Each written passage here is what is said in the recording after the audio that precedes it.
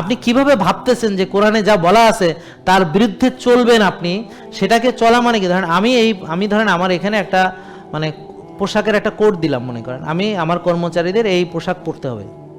এখন ও পরলো না, ওর চাকরি থাকবে? থাকবে না। কিন্তু আমিও মানুষ, সেও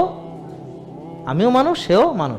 এখানে আমার প্রভু তিনি বলেছেন তুমি এটা করবে, আর আমি করব না।